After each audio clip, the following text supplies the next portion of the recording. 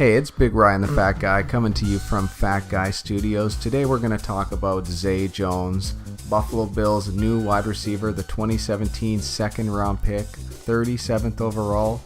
He's 6'2", 200 pounds, and we're going to talk about his fantasy outlook for this year. So, Fat Guy, where do you think Zay Jones fits in Buffalo's offense? Well, I think they're setting out to be the focal point of Buffalo's offense.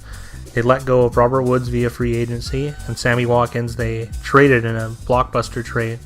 All those things signify big confidence in Zay Jones. Not to mention, Anquan Boldin retired from the team after 13 days, and Jordan Matthews has a chip fracture in his sternum.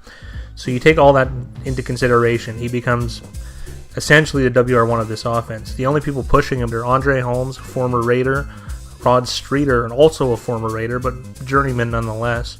And that's really it behind him. As well as Charles Clay and Jordan Matthews. Yeah, Jordan Matthews, like I said, has an injury, and how healthy can he really be? And it's a new offense for him as well. Now for Zay Jones, he's ranked 140th on Fantasy Pros, and we have him compared to Jamison Crowder and Stephon Diggs, who are going at around 66 and 68. That's a pretty big difference between that and 140th. Well, because it's not necessarily about the player type, it's about the production level. Why he stands to do well in production is he catches a lot of balls. He only dropped 6 passes and 164 passes in college. He never missed a game. He's going to be a red zone target. And not to mention the Bills had the most dominant run game in the NFL last year.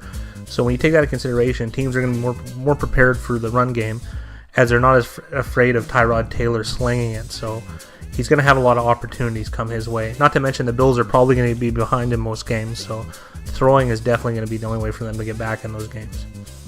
I'd also like to ask you about Tyrod Taylor versus Nathan Peterman. It's not much of a discussion right now, but there is a chance that Peterman might step in during the year, and I feel like that could be beneficial for Jones.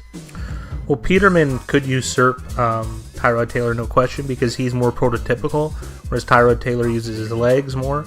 But Tyrod Taylor has less of a grasp of the quarterback position. He's more just of an athlete. He runs a lot, runs as often with first option, doesn't go through lots of projections. He's a good athlete. I just don't know how good of a quarterback he's going to be.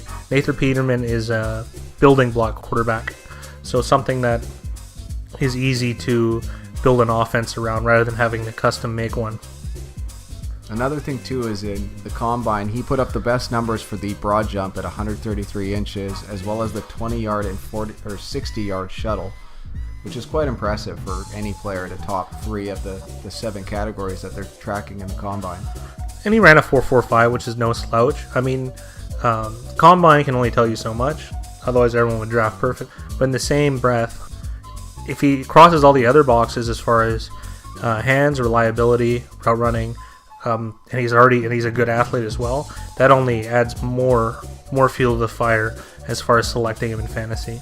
That's true, and at 140, there's no reason why you can't take a chance at Zay Jones as one of your 3rd, 4th, maybe 5th receivers picked.